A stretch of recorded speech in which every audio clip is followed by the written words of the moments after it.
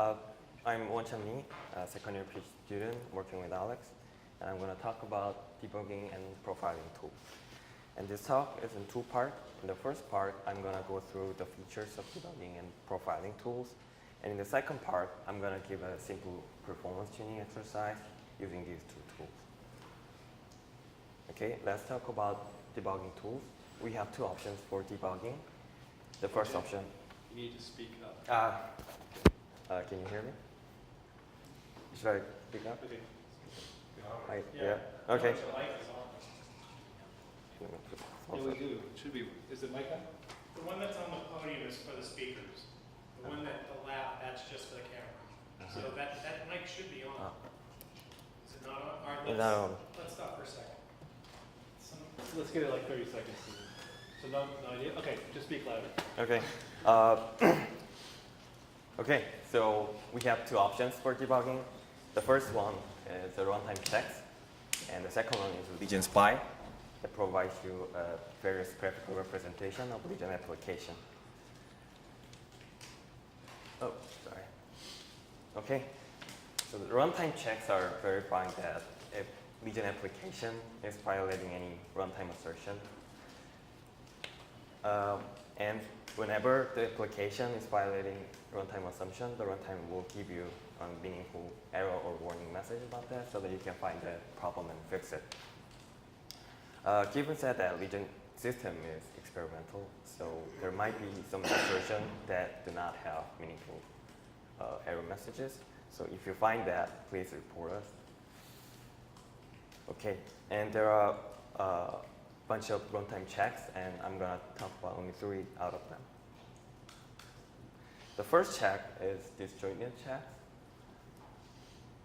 Whenever you create an index partition, you have to specify whether the index partition is disjoint or not. Then the runtime just blindly believes that the index partition is disjoint and makes a decision out of it. But if the index partition claimed to be disjoint is actually not disjoint, then the application might exhibit undefined behavior.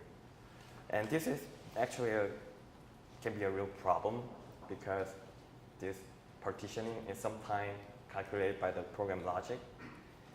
And even for programmers, it's hard to determine whether the index partition is disjoint. To help programmers solve this problem, we are providing a disjointness checks. So when you pass -HL disjointness flag to the runtime, then the application is doing disjoint checks for every index partition. So whenever runtime finds the index partition claimed to be disjoint, but it's not actually disjoint, then you will see this kind of error message. Here, the first and the second subregion of the subspace of the partition 1 are actually not disjoint, although they are claimed to be disjoint. Second type of check is privilege check. This one literally checks whether all memory accesses abide by the privilege stated by the logical region requirement. And this is also something that runtime blindly believes from the user input.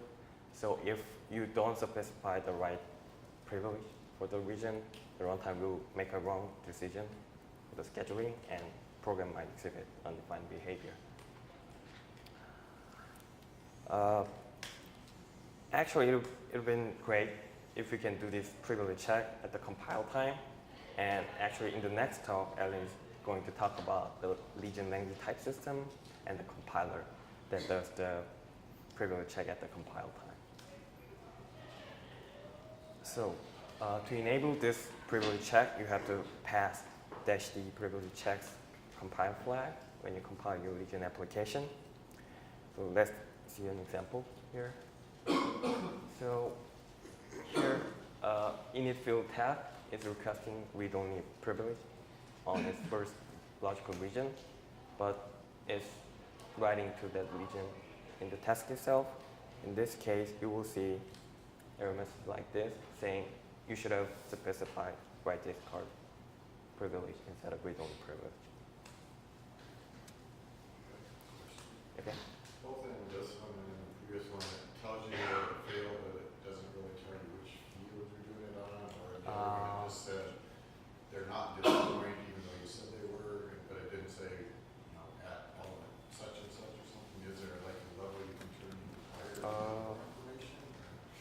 think we can definitely add that. Yeah. No problem adding that. Yeah. Yeah, so I think these are the messages you actually get right now. That's a good Yeah, suggestion. yeah, right. But for the moment, the error message only says that which task is violating the privilege. Okay? The privilege check example is given, it seems that this is basically illegal to do in each, right? Right. So any reason why this check is not done by default? Why is the check being turned on using a compile and flag, and why does the reason do that? Okay, so when you don't give that compile time flag, this program will run without any error, but it might not behave as you expected because you are requesting read-only privilege, and the runtime will do the scheduling based on that assumption. But sometimes, if the two instances of the init field test writing to the overlapping region, then there might be a data race. So to make sure there's no data race, we do the privilege check. Does that make sense?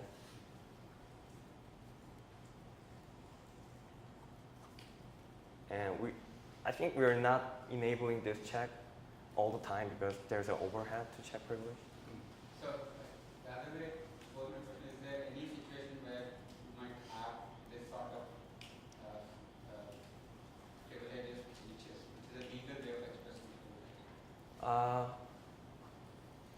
I think you accidentally use read-only privilege there, but the index partition is disjoint, then program will run without any error, actual error. But still, yeah, you don't have to do that. And the last check I'm talking about is a bound checks. This is quite similar to what we do for arrays. And this check is checking if any memory access goes over the bound of the logical region. And this check also has some overhead, so we make a separate compile time flag called -d bound check to enable it. So whenever you see the memory access which go over the region boundary, you will see error message like this. So here, the logical region has 1024 elements, but you're trying to access at point 1024, which is out of the bound. The bounds checks check for non-compact representations or sparse representations. Make sure that it has all those elements in there. It's about element. Sorry, I was listening to your Ah. question. Yours was? It has Does been, the bounds check for sparse? Yes, it's not just upper and lower bound. Is this a element that is in the index space Yeah. that you ask for privileged access? it's actually a containment check, not a bound check. Yeah, right. But both of these get to the, did you accidentally underspecify the privileges you need for your task?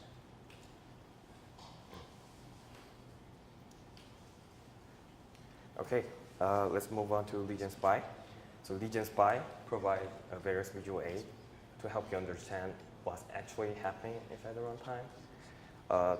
The Legion runtime is taking care of data movement between tests. So sometimes it inserts some copy operations between logical and physical instances. And they're not entirely transparent to the programmers. So one of the features of this Legion Spy is to visualize those copy operations and also show the dependencies between the copy operation and your application tasks. And we'll come to this point later with the example. Okay. And also, Legion Spy does logical and physical data flow checks, but these are mostly for Legion runtime developers. Okay, to run Legion Spy, you have to take 3 steps. First, you have to add -d Legion Spy compile flag to your make file, and you have to pass command line argument -cat Legion Spy -level 2, which means that I'm interested in collecting messages from Legion Spy logger, and then pass the output file to the script. And the first two features of Legion Spy is logical and physical analysis. So the logical analysis compares the dependencies computed by the runtime and the actual dependencies between operations. And these actual dependencies are computed by the script naively. So I'm going to call computed dependencies ndep and actual dependencies called adep.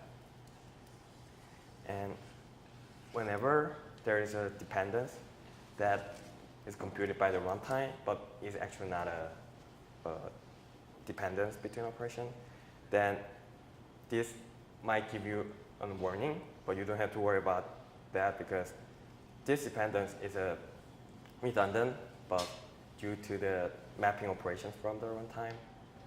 So we are working on extending Legion Spy to understand all the mapping optimizations of the runtime, but at the moment, there are some warnings because of this.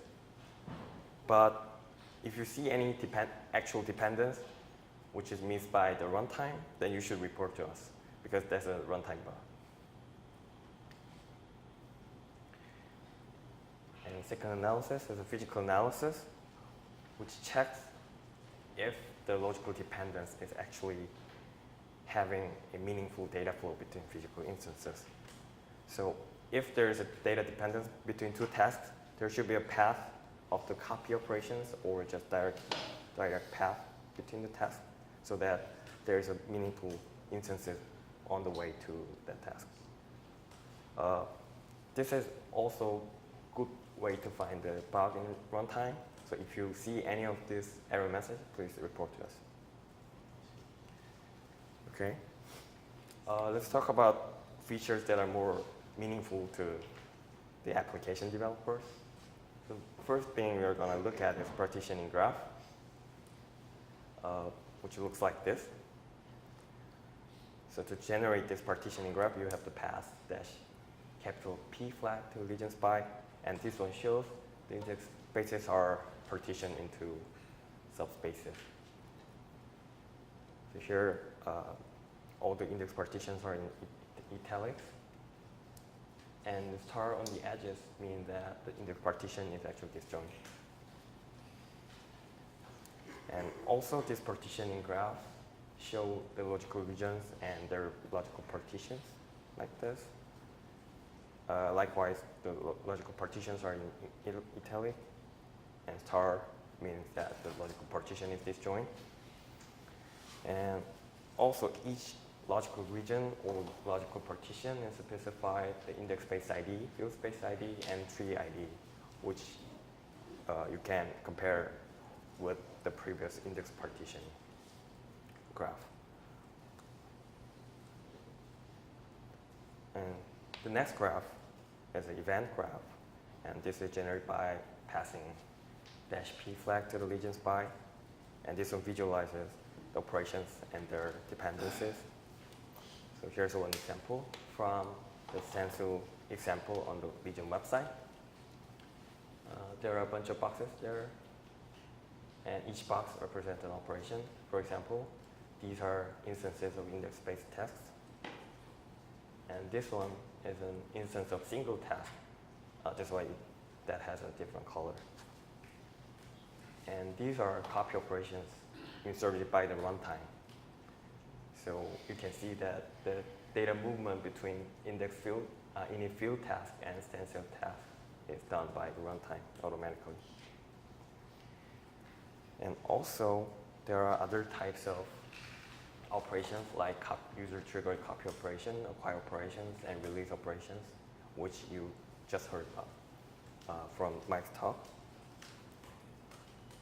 And if you take a look at each of the boxes, then you will see some labels there, and they specify the details of each operation. Like copy operation has which instance is copied from to which, and which fields are copied, and the logical Legion requirement is there also. And then each edge corresponds to the data dependence between two operations. And you can make this graph show more information by passing -b flag.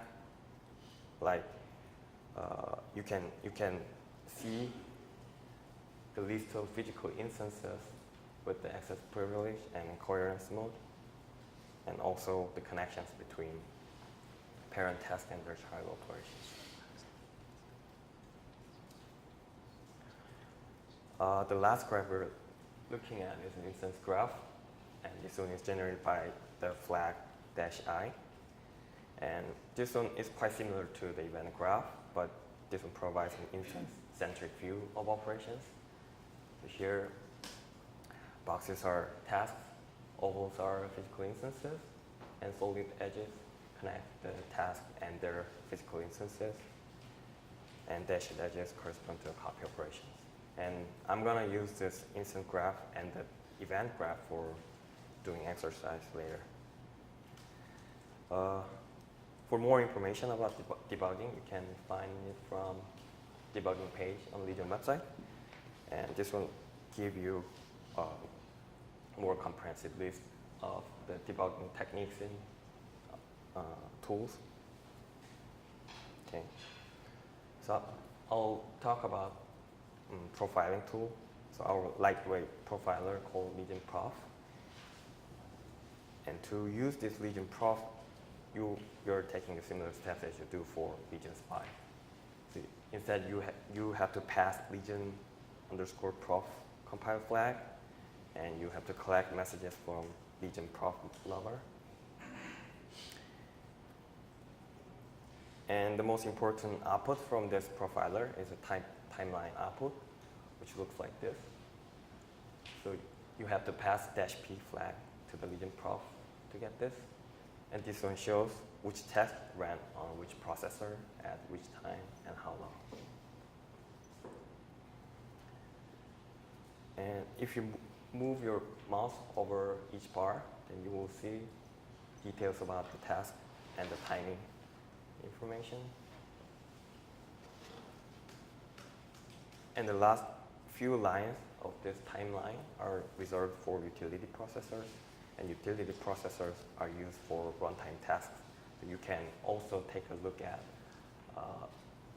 runtime tasks that are involved in the lifecycle of tasks.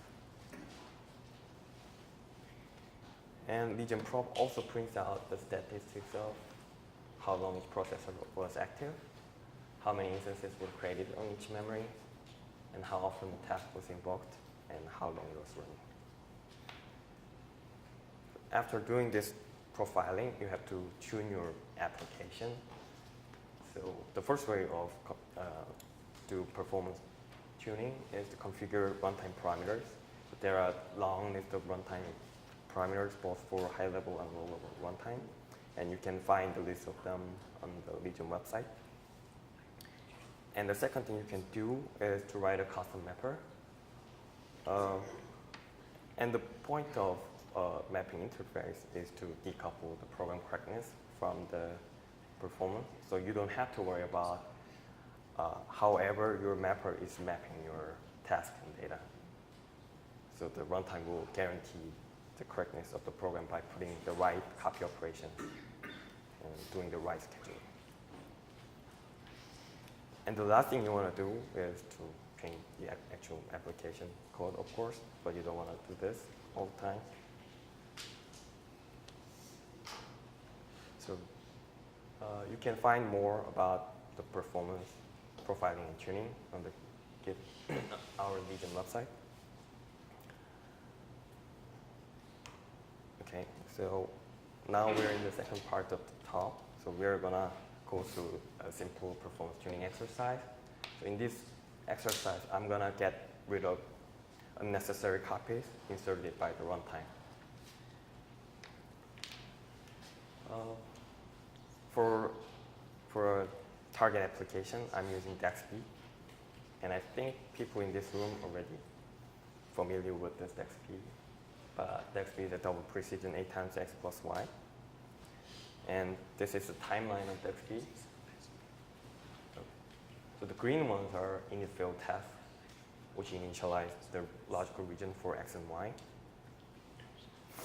And the blue ones are dex speed tasks, which actually calculate 8 times x plus y. And the last one on the right side is a check task, which checks if the calculation is correct. And in this timeline, you can see that there's a large gap between dex speed task and check task. That's actually 0.5 seconds. And unfortunately, the current version of timeline does not show the copy operation on this timeline. So you have to look at other graphs to figure out what's happening in between those gaps. So to figure out what's actually happening, so I decided to generate event graph here. And if you carefully look at this graph, you will see that there are some copy operations which seem to be redundant here. Because the copy operation 1, 2, 3, 4, 5, 6 is already doing merging the result from the previous index-based task, but it's still making another copy for check task. This might not be so obvious, but you will see it more obvious in instance graph. So here, the physical instances pointed by blue arrow are the ones that merge the result from the previous stage, previous index-based task. The ones that are pointed by red arrows are just the local copies of the previous ones.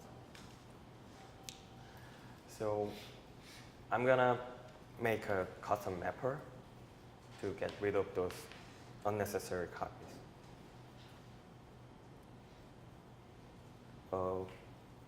To do that, I write simple mapper like this.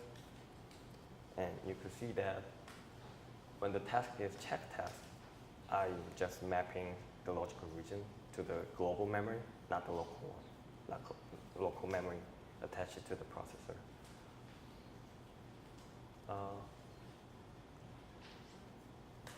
Of course, there are other ways to do the same thing, but this is just a simple example here. And with this new mapper, you can see that there are no copy operations 7, 8, 9 in the event graph. And you can also see that check task is not directly using the instances from the previous instance-based tasks. You can easily compare with this and this. And finally, this is the timeline with the new mapper, and the gap is reduced to 247 milliseconds, which is almost half of the compared to the previous mapper.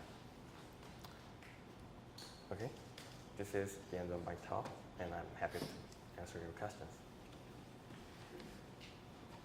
So you mentioned that Legion Prof doesn't currently show copies in the timeline. Are there any plans to add that? Yeah, so my plan is to add that by the end of this year. Yeah. There are some challenges in how it's actually presented, since we tend to overlap copies aggressively. And so you don't really want to see the timeline of each and every copy. And then also a copy is between processors, and the timeline is really processor Yeah. view. So there's a little issue there. So it's a UI. Although this is another one of those cases where if there's a particular way that you think would be intuitive to think about it, feel free to suggest it to us. We have the data. We're mostly struggling with how to actually put it in a picture.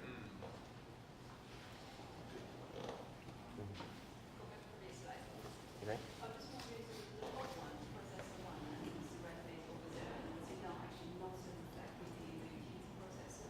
Very well. Can you repeat the question? Could you repeat the question?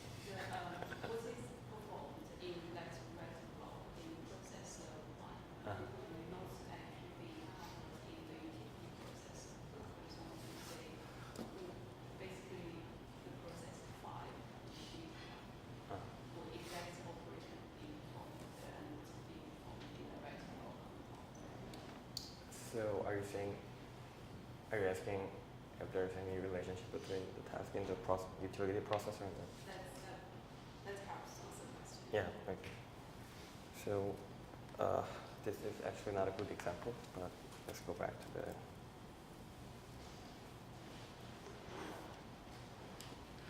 okay. So here you can see a bunch of boxes here, and some of these boxes are for triggering the index space task above here from the processor 1 to 4. So whenever the application submits the task, then runtime do the mapping analysis, dependence analysis, mapping, and doing copy and all those stuff. And those are correspond to particular task on the line, on these lines. That is a particularly bad profile, by the way.